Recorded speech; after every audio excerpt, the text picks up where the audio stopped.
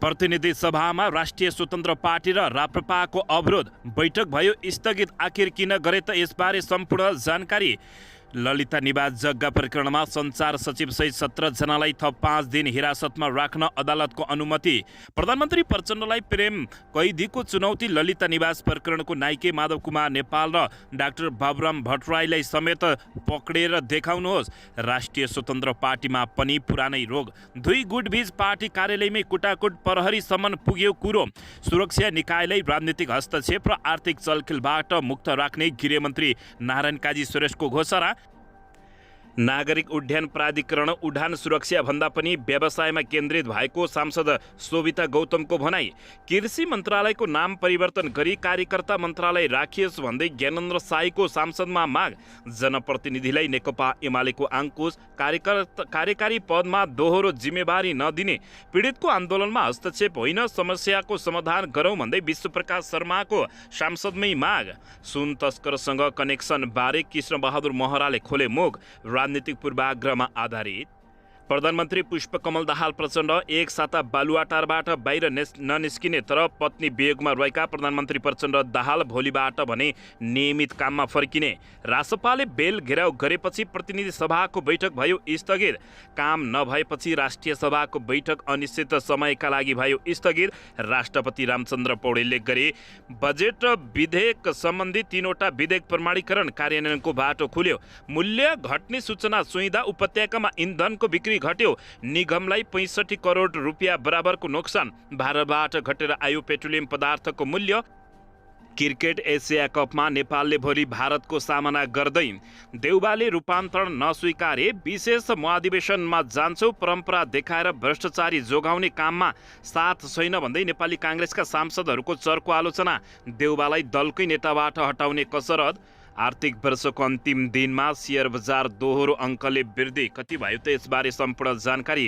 र शाहरुख ताम्रकारको मृत्युबारे छानबिन गरी सत्य तथा सार्वजनिक गर्न कलाकार सङ्घको तीव्र माग।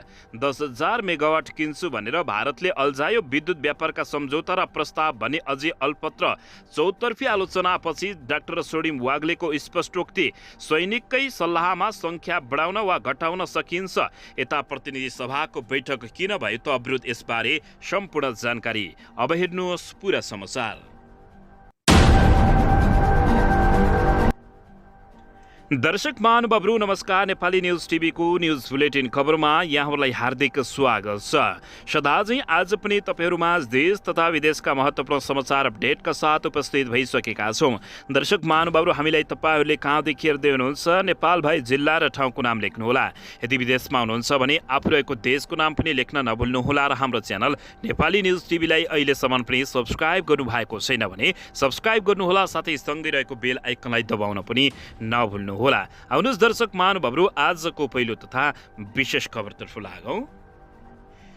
दर्शकबिन प्रतिनिधि सभाको बैठक राष्ट्रिय स्वतन्त्र पार्टी र राप्रपाले अवरोध गरेका छन्। प्रतिनिधि सभाको बैठक 15 मिनटका लागि स्थगित भएको सभामुख देवराज घिमिरेले जानकारी दिएका छन्। दर्शकबिन सभामुख देवराज घिमिरेले केही नेपाल ऐन संशोधन गर्न बनेको विधेयक 2080 निर्णयार्थ प्रस्तुत गर्ने क्रममा नियमावलीको प्रक्रियामाथि प्रश्न उठाउँदै रासपा र राप्रपाले प्रतिनिधि सभा बैठक अवरोध गरेका हुन्। आइतबारको बैठकमा केही नेपाल ऐन संशोधन गर्न बनेको विधेयक 2080 लाई प्रस्तुत गर्ने कुरामा अवरोध भएको हो। सभामुखले शिक्षा विज्ञान तथा प्राविधि मन्त्री अशोक कुमार राईलाई राष्ट्रिय सभामा उत्पत्ति भएको नेपाल विश्वविद्यालय विधेयक 2080 माथि विचार गरियोस् भन्ने प्रस्ताव पेश गर्न अनुमति दिएका थिए। त्यसपछि रासपा र राप्रपाका सांसदहरूले अवरोध गरेका हुन्। समयमा विरोध नगरेको भन्दै सभामुख देवराज घिमिरेले बैठक अगाडि बढाउन खोजेका थिए। राप्रपाका प्रमुख सचेतक सन्तोष परिवारले भने केही नेपाल ऐन संशोधन गर्न बनेको विधेयक 2080 माथि हामीले छलफल गरिरहँदा त्यो प्रस्ताव पेशको निर्णयार्थ सभामुखबाट प्रस्तुत भएन उनले बताएका छन्।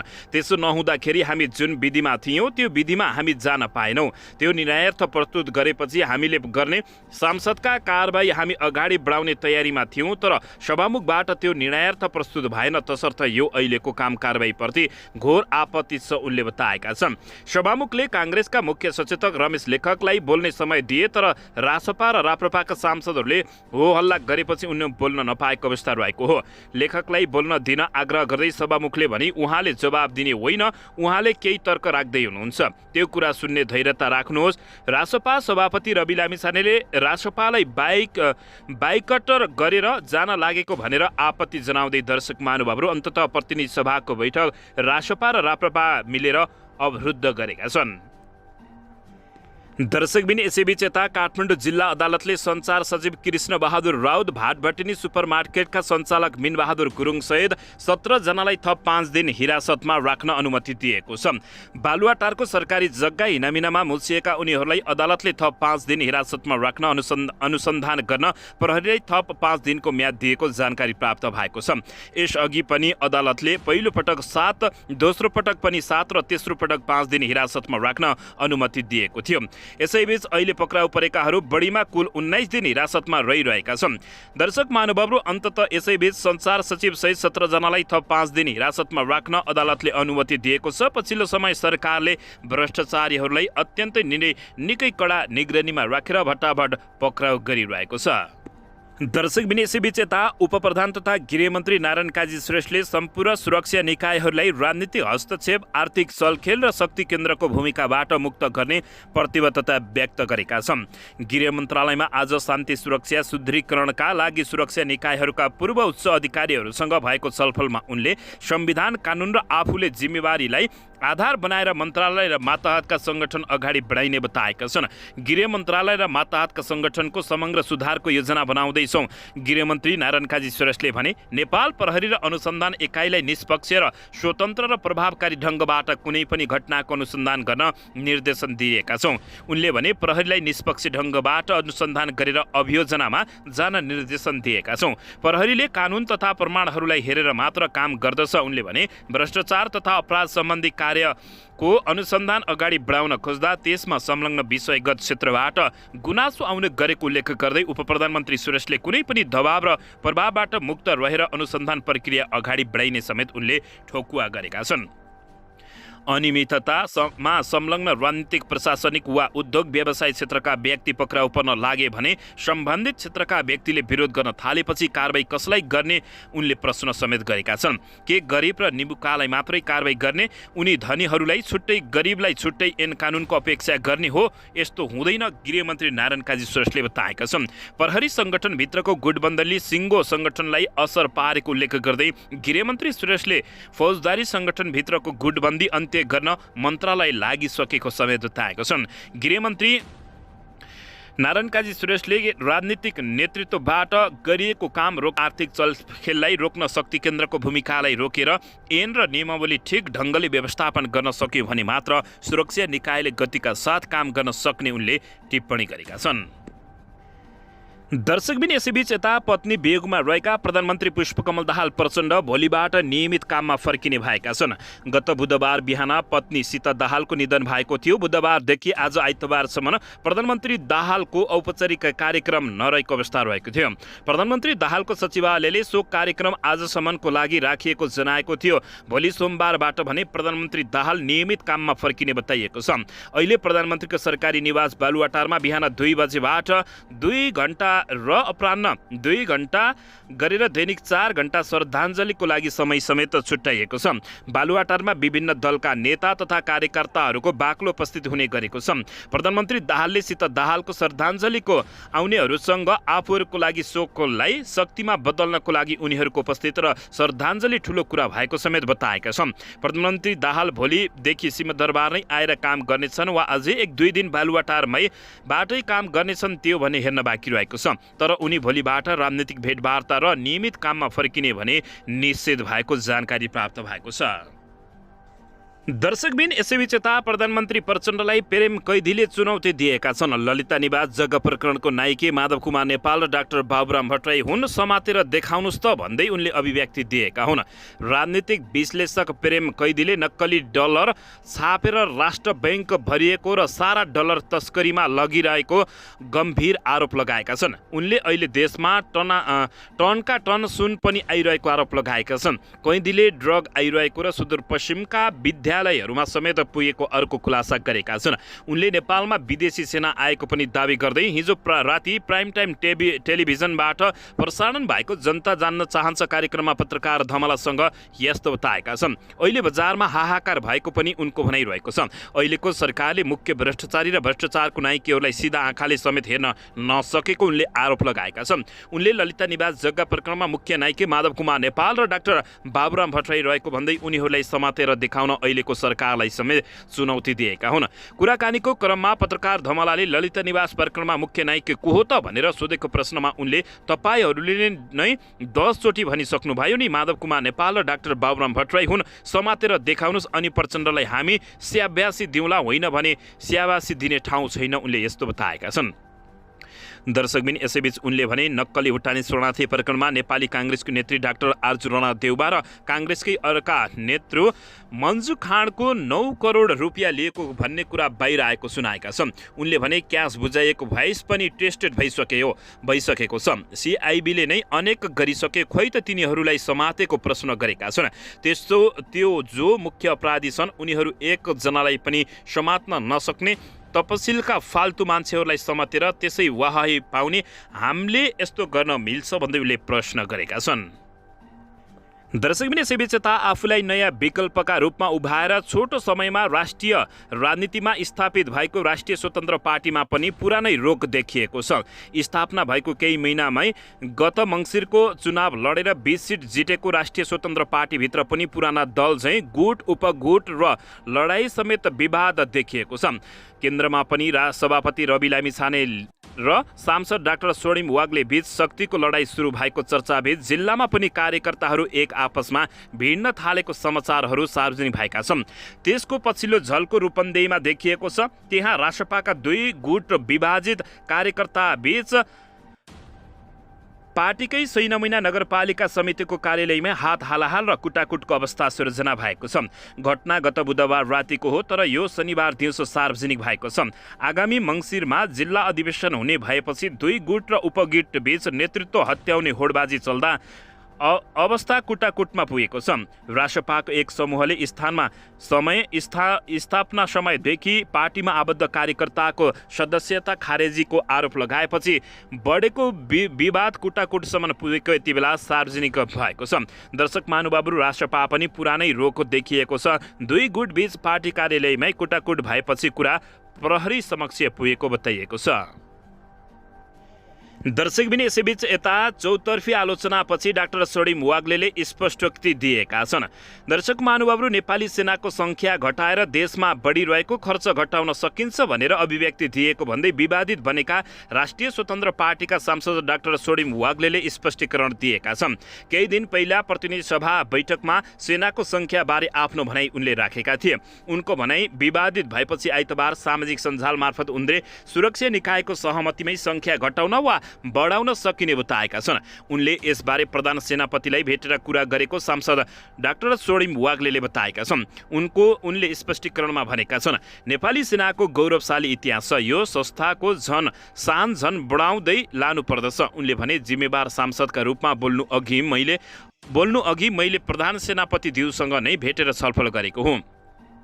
अहिलेको आकारबाट धेरै कम गर्नुपर्दा सैनिक संस्था चापमै रहेको बुझे र उहाँको यो कुरा मैले सांसदमा राखेको उनले बताएका छन्। अबको बाटो भनेको एकीकृत सुधारको योजना 3 वटै सुरक्षा निकाय आफैले पेश गरून् र त्यो प्रक्रियामा राजनीतिक सहमति होस्। जे गरिन्छ सुरक्षा निकायकै सम्मानितमा गरिनु पर्दछ उनले बताएका छन्। आवश्यक भए सङ्ख्या बढाउने, आधुनिकीकरण मार्फत कुल सङ्ख्या घटाउने वा यथावत राख्ने, बोझिलो बन्दै गएको सङ्घीयता र कर्मचारी संयन्त्रमा पनि सुधार गर्नुपर्ने उनले बताएका छन्। वित्त र सुरक्षा नीति दुवैमा संवेदनशील भएको एउटा राष्ट्रिय दलले गर्ने यही हो उनले बताएका छन्।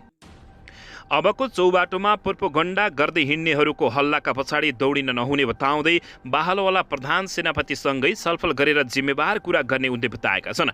भरम फिजाउँदै राष्ट्रिय सेनालाई विवादमा तान्नेहरूको खबर नियतबाट सावधान रहन पनि उनले आग्रह गरेका हुन्। दर्शकबिन यसैबीच आउनुहोस् अर्को समाचारतर्फ लागौँ। नेपाली चलचित्र कलाकार सङ्घले सदस्य तथा अभिनेता शाहरुख ताम्राकारको मृत्युलाई लिएर भइरहेको सार्वजनिक टीका टिप्पणीप्रति चासो व्यक्त गरेको छ।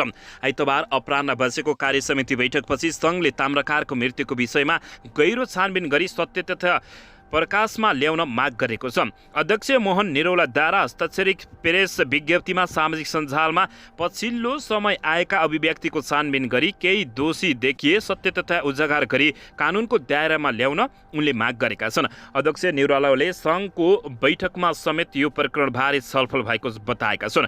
केही दिनदेखि ताम्राकारको निधनलाई लिएर सामाजिक सञ्जालमा निर्देशक लगायतले भनेका थिए भनाइहरू सार्वजनिक भइरहेका छन्। साथै सामाजिक सञ्जाल मार्फत कलाकार र अन्य प्रयोगकर्ताले पनि घटनाको छानबिन गरी यथार्थ पत्ता लगाउन माग समेत गरेका छन्। दर्शकबिन असार 21 गते राति शाहरुखको रातोपुल स्थित घरमा मृत अवस्थामा भेटिएका थिए। दर्शकबिन उनको मृत्युपछि आफन्तहरूले माली गाउँ प्रहरी विरुद्ध घटनाको यथार्थ पत्ता लगाउन माग गर्दै निवेदन समेत दिएका थिए, जस अनुसार प्रहरीले शाहरुखले प्रयोग गर्दै आएको मोबाइल समेत अनुसन्धानका लागि लिएको छ। यति बेला सामाजिक सञ्जालमा शाहरुखको मृत्युको प्रकरण पत्ता लगाउन फिल्मकर्मीहरूले समेत माग गरेका छन्। दर्शकबिन यसैबीच यता आर्थिक वर्षको अन्तिम कारोबारका दिन सेयर बजार दोहोरो अङ्कले बढेको छ। आज सेयर बजार परिसूचक नेप्से 12.16 अङ्कले बढेर 2009-67.09 को बिन्दुमा बन्द भएको छ। आज बैंकिङ उपसमूह सूचक 1.33% वृद्धि भएको छ भने म्युचुअल फन्ड उपसूचक 2.06% बढेको छ। यस्तै लघु वित्तीय उपसूचक पनि 0.96% बढेको छ। यता वित्त कम्पनी, होटल तथा पर्यटन, हाइड्रो पावर र जीवन बिमा उपसूचकमा भने गिरावट भएको छ। आइतबार कारोबार रकम भने घटेको छ। आज 39,37,000 कारोबारबाट 71,84,254 किता सूचीकृत धितोपत्र किनबेच हुँदा 2,37,64,64,00,000 बराबरको कारोबार भएको बताइएको छ। आइतबार नेप्सेको कुल 226 सूचीकृत कम्पनीको सेयर कारोबारमा आएका छन् भने जसमध्ये 117 कम्पनीको सेयर मूल्यमा गिरावट हुँदा 93 कम्पनीको सेयर मूल्य वृद्धि भएको छ। यस्तै 6 कम्पनीको सेयर मूल्य भने स्थिर रहेको जानकारी प्राप्त भएको छ। दर्शकबिन यसैबीच आउनुहोस् अर्को समाचारतर्फ लागौँ। मूल्य घट्ने सूचना चुइँदा उपत्यकामा इन्धनको बिक्री घटेको छ भने आयल निगमलाई 65 करोडको नोक्सान भएको बताइएको छ। नेपाल आयल निगमबाट इन्धनको मूल्य घट्ने सूचना चुहाइएपछि व्यापारीहरूले इन्धन आयात घटाएका छन्। आइतबार साँझ मूल्य घट्ने सूचनाका कारण पम्प व्यवसायीहरूले दैनिक खरिद परिणाम घटाउँदा बागमती प्रदेशभित्र मात्रै निगमको इन्धन बिक्रीमा 4.25 लाख लिटरले कमी आएको छ, जसका कारण निगमलाई झन्डै 65 करोड रुपियाँ हाराहारीमा क्षति पुग्ने अनुमान गरिएको छ। निगमले आइतबारदेखि पेट्रोलियम पदार्थमा स्वचालित मूल्य प्रणाली लागू गर्ने सूचना चुहाएको थियो। निगमलाई हवाला दिँदै खाना पकाउने ग्यासदेखि डिजेल, पेट्रोल र मट्टीतेलको मूल्य घट्ने समाचार आइतबार बिहानै बाहिरिएपछि त्यसको असर निगमकै बिक्रीमा परेको जानकारी प्राप्त भएको छ। आयल निगम बागमती प्रदेश कार्यालय थानकोटका अनुसार आइतबार साबिकको तुलनामा डिजेल र पेट्रोलको बिक्री 4,96,000 लिटर घटेको समेत बताइएको छ। शनिबार र आइतबार 2 दिन डिपो खुल्ला राख्दा पनि जम्मा डिजेल र पेट्रोलको कुल बिक्री 11,76,000 मात्रै रहेको छ। गत साता आइतबार थानकोटको डिजेल पेट्रोलको बिक्री 15,92,000 लिटर भएको बताइएको छ। दर्शकबिन यसैबीच आउनुहोस् अर्को समाचारतर्फ लागौँ। नेकपा माओवादी केन्द्रका नेता तथा पूर्व सभामुख कृष्ण बहादुर महराले असार 30 गते रातोपाटीमा प्रकाशित सुन तस्करसँग पूर्व सभामुख कृष्ण बहादुर महराका बाउछोराको करेक्सन शीर्षकको समाचार राजनीतिक पूर्वाग्रहमा आधारित रहेको आरोप लगाएका छन्। आइतबार एक खण्डन पठाउँदै नेता महराले समाचार राजनीतिक पूर्वाग्रहमा आधारित रहेको र समाचारमा सत्यता नभएको उनले बताएका छन्। चिनिया नागरिक वाङसँग पहिलेदेखि नै सामान्य चिनजान भएको र उनले आफूलाई फलफुल व्यापारीको रूपमा चिनाएको महराको खण्डनमा उल्लेख गरिएको छ। उनको अरू व्यापारी र कामबारे कुनै जानकारी र सम्बन्ध नरहेको पनि महराको भनाइरहेको छ। महराले छोरा राहुलले भन्सारका कर्मचारीलाई सम्पर्क गर्नुको कारण चिनिया नागरिकले चीनका कामदारका लागि मगाएको सामान भन्सारमा अड्किएको भन्ने जानकारी गराएको कारण के कति कारणले अड्किएको हो भनी बुझ्नलाई मात्रै सम्पर्क गराएको उनले स्पष्टोक्ति दिएका छन्। दर्शकबिन यसैबीच नेकपा एमालेबाट निर्वाचित जनप्रतिनिधिहरूले अबदेखि कार्यकारी पदमा दोहोरो जिम्मेवारी नपाउने भएका छन्। यसअघि कार्यकारी पदमा दोहोरो जिम्मेवारी पाउँदा धेरैजसो नेता तथा कार्यकर्ताले पद होल्ड मात्र गरेको र अपेक्षित ढङ्गले पार्टी र सरकारको काम नभएको विश्लेषणका आधारमा नेकपा एमाले अबदेखि यस्तो जिम्मेवारी नदिने निष्कर्ष निकालेको छ। सोही निष्कर्षका आधारमा ओडा, गाउँपालिका, नगरपालिका, प्रदेश र राष्ट्रिय सभा सदस्यमा निर्वाचित जनप्रतिनिधिहरूले अबदेखि ती तहको पार्टीको कार्यकारी पदमा उम्मेद्वार नै बन्न नपाउने नेकपा एमाले निर्णय गरेको छ। शनिबार बसेको सचिवालय बैठकले पार्टी कमिटीहरूको निकट भविष्यमै हुन गइरहेको विभिन्न तहको अधिवेशनमा ओडाध्यक्ष, मेयर, प्रदेश सांसद र राष्ट्रिय सभा सदस्यमा निर्वाचित व्यक्ति पार्टी कमिटीमा पनि सोही तहको उम्मेद्वार हुन नपाउने निर्णय गरेको नेकपा एमालेका उपमहासचिव विष्णु रिमालले जानकारी दिएका छन्। एमालेमा धेरै जस्तो स्थानमा ओडाध्यक्ष, पार्टीको पनि ओडा कमिटी अध्यक्ष, मेयर, नगर कमिटीको अध्यक्ष, प्रदेश सांसद, प्रदेश अध्यक्ष रहेको समेत उनले बताएका छन्। तर हाल एमालेभित्र यस्तो दोहोरो जिम्मेवारीमा कतिजना नेता कार्यकर्ता छन् भन्ने ठ्याक्कै रेकर्ड तयार नभइसकेको उनले बताउँदै नयाँ नियम लागू गरेको बताएका छन्। दर्शकबिन यसैबीच यता नागरिक उड्डयन प्राधिकरण उड्डयन सुरक्षा भन्दा पनि व्यवसायमा केन्द्रित भएको सांसद शोभिता गौतमले बताएकी छन्। राष्ट्रिय स्वतन्त्र पार्टीकी सांसद शोभिता गौतमले नेपालमा हवाई सुरक्षा असुरक्षा दिनदिनै बढ्दै गएको भन्दै नागरिक उड्डयन प्राधिकरणलाई जिम्मेवार बनाउनु पर्ने माग गरेकी छिन्। हवाई दुर्घटनाका कारण सम्बन्धित एयरलाइन्स र पाइलट जिम्मेवारी हुने भए नेपाल नागरिक उड्डयन प्राधिकरण किन चाहियो भन्ने प्रश्न पनि सांसद गौतमले गरेकी छिन्। प्रतिनिधि सभाको आइतबारको बैठकमा आकस्मिक समय लिएर बोल्दै सांसद गौतमले पछिल्लो समय हवाई दुर्घटना बढ्दै गएको बताएकी छिन्। बैठकमा सुरक्षित मानिने हवाई यातायात नेपालमा सबैभन्दा असुरक्षित देखिएको छ। उडान सुरक्षाको अवस्था निरन्तरता ओह्रालो लाग्दै गइरहेको छ। यो नियामकीय असमक्षता र असफलता हो उनले भनेकी छिन्। यात्रा गर्ने यात्रुले राज्य छ र यात्रा गर्न सुरक्षित छौँ भनेर यात्रा गरिरहेको हुन्छ। चालक र एयरलाइन्सको गल्ती देखाएर राज्यले उन्मुक्ति देखाउन पाउँदैन। उनले यसमा बर्मा लुट भएको समेत बताएकी छिन्। दर्शकबिन यता भने सच्चिन तयार छौँ तर संयमित र मर्यादित भएर आलोचना गर्नुहोस् भन्दै रवि लामिछानेले यस्तो आग्रह गरेका छन्। राष्ट्रपाका सभापति रवि लामिछानेले पार्टीबारे टिप्पणी र आलोचना गर्दा सबैलाई संयमित र मर्यादित र अनुशासित हुन आग्रह समेत गरेका हुन्। लामिछानेले पार्टीबारे टिप्पणी र आलोचना गर्दा संयमित भइदिन आग्रह गर्दै यस्तो बताएका हुन्। बुढा नीलकण्ठ नगरपालिकामा शनिबार आयोजित राष्ट्रपाको नगर भेलामा सभापति रवि लामिछानेले पार्टी पङ्क्तिलाई संयमित र शिष्ट भएर अनुशासन आह्वान गर्दै आलोचना पनि गर्न आग्रह गरेका छन्। दर्शकबिन यसैबीच यता नेकपा एमाले सचिवालय बैठकले कोशी प्रदेश सरकार भङ्ग गर्न माग गरेको छ। प्रमुख प्रतिपक्षी दल नेकपा एमाले कोशी प्रदेश सरकार असंवैधानिक ढङ्गले गठन गरेको भन्दै तत्काल भङ्ग गरी सरकार गठनको संविधान सम्मत प्रक्रिया आरम्भ गर्न माग गरेको छ। पार्टी कार्यालय च्यासलमा शनिबार बसेको नेकपा एमाले सचिवालय बैठकको वर्तमान सत्तारूढ दल गठबन्धनले संविधानको उल्लङ्घन गर्दै कोशी प्रदेशमा सरकार गठन गरेको भन्दै तत्काल भङ्ग गरी सरकार गठनको संविधान प्रक्रिया आरम्भ गर्न माग गरेका हुन्। सरकार गठन गर्ने या हटाउने सन्देशमा सभामुख स्वयं संलग्न हुने कुरा नेपालको संविधान विपरीत भएको र यो संविधान अभ्यासमाथिको नाङ्गो प्रहार भएको नेकपा एमालेको ठहर रहेको छ। बैठकले मिटर ब्याज सम्बन्धी विधेयक नेकपा एमाले रोकेको भन्ने भ्रामक प्रचारप्रति गम्भीर ध्यान आकर्षण भएको भन्दै अविलम्ब नयाँ विधेयक ल्याउन सरकारको ध्यान आकर्षण गरेको नेकपा एमाले उपमहासचिव प्रदीप ग्यावालीले जानकारी दिएका छन्।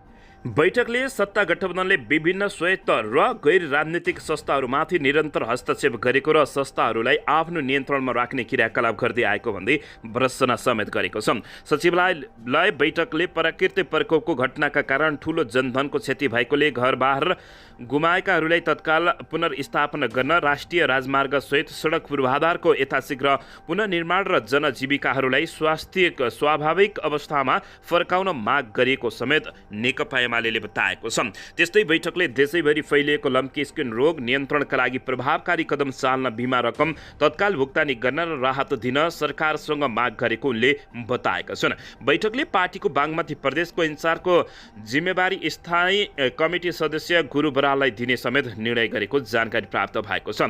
दर्शक महानुभावहरू, यता उपमहासचिव ग्यावालीले साउन 2 गतेदेखि 6 गतेसम्म पार्टी अध्यक्ष केपी शर्मा ओलीले कम्बोडियाको भ्रमण गर्ने तय भएको समेत जानकारी दिएका छन्।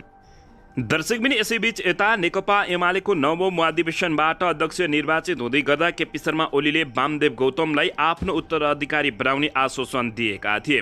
आफूलाई सहयोग गरे सुरुमा संसदीय दलको नेता र पछि कार्यकारी अध्यक्षको जिम्मेवारी दिने रोडम्याप ओलीले देखाएको गौतमले बताएका थिए। दर्शक महानुभावहरू, यसैबीच पूर्व राष्ट्रपति विद्यादेवी भण्डारी सक्रिय राजनीतिमा फर्किन अवसर कुरिरहेको देखिएको छ।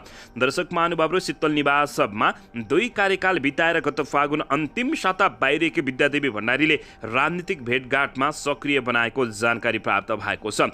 दर्शकबिन, एमाले भित्र सानो तर निर्णायक समूह चलाउने गौतमले ओलीलाई सहयोग गरे। गौतमको समर्थनमा केपी शर्मा ओली संसदीय दलमा निर्वाचित भए। त्यसपछि उनले कहिल्यै पछि फर्किनु नपरेको अवस्था रहेको थियो। संसदीय दल र पार्टी बागडोरको आश्वासन गौतमलाई दिए पनि ओली समूहको उत्तराधिकारीमा स्वाभाविक दावेदार तत्कालीन उपाध्यक्ष विद्यादेवी भण्डारी रहेकी थिइन्।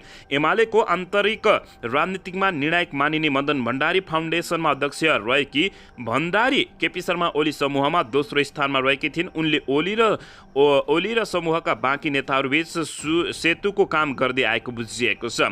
2072 सालमा संविधान जारी भएपछि एमाले र माओवादी बीच सत्ता सहकार्य भयो। भागभण्डामा एमाले प्रधानमन्त्री र राष्ट्रपति पाएको हो।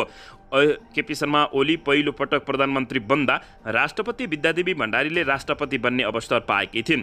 त्यस्तै समयमा पनि नेकपा एमाले संस्थापनभित्र प्रश्न उठेको थियो, ओलीको उत्तराधिकारी को हो भनेर। ओली दोहोरिएर पार्टी अध्यक्ष बने। उनको कार्यकाल नसकिँदै विद्यादेवी भण्डारी शीतल निवासमा 2 कार्यकाल बिताइन् र फागुन अन्तिम साता बाहिरिएकी हुन्। दर्शकबिन, केपी शर्मा ओलीको कार्यकाल अझै कम्तीमा 3.5 वर्ष बाँकी छ। भण्डारी पछिल्लो समय फाउन्डेसनको माध्यमबाट सार्वजनिक कार्यक्रमहरूमा देखिन थालेकी छिन्। मदन भण्डारी मदन जयन्तीको आसपासमा पूर्व राष्ट्रपति भण्डारीको सक्रियता निकै बढेको थियो। धेरैले त्यसकै माध्यमबाट उनी सक्रिय राजनीतिमा लाग्न थालेको समेत अनुमान गरेका छन्। दर्शक महानुभावहरू, यसबारे तपाईहरूले के भन्न चाहनुहुन्छ? प्रतिक्रिया दिन नभुल्नुहोला। दर्शकबिन, यसअघि राष्ट्रपति हुँदा विद्यादेवी भण्डारीले केपी शर्मा ओलीको यस मेनको रूपमा काम गरेको भन्दै चर्को आलोचना समेत हुने गरेको घटनाहरू भइरहेका छन्। दर्शकबिन, यसैबीच यता नेपाली काङ्ग्रेसका सभापति एवं पूर्व प्रधानमन्त्री शेरबहादुर देउवाले काङ्ग्रेस समावेशी समानुपातिक आदिवासी जनजाति सबैको पार्टी भएको बताएका छन्। शनिबार काठमाडौँमा आयोजित एक कार्यक्रमलाई सम्बोधन गर्दै उनले यस्तो बताएका हुन्। नेपाल आदिवासी जनजाति दलित थारू मुस्लिम सबैको देश भएका बताउँदै उनले आदिवासी जनजातिप्रतिहरू सहभागिता समर्थनमा मात्रै नभई पार्टी प्रतिबद्धता हुन जरुरी रहेको बताएका छन्। नेपाली काङ्ग्रेसमा सबै जनताको सहभागिता आवश्यक रहेको उनको भनाइरहेको छ। यो देश सबैको हो। आदिवासी जनजाति दलित थारू मुस्लिम सबैको देश हो। विशेष गरी नेपालको राजनीतिमा सबैको भूमिका सबैको सहभागीमा उदार हुनुपर्ने आवश्यकता छ। उनले भने साथसाथै सबैलाई कुनै न कुनै किसिमले समावेशी राजनीति सहित सबै ठाउँमा हरेक ठाउँमा उहाँहरूको पनि समावेशी हुन आवश्यक छ। त्यसैले अहिले काठमाडौँमा भेला हुनु भएको छ। धन्यवाद, पूर्व प्रधानमन्त्री शेरबहादुर देउवाले भनेका हुन्।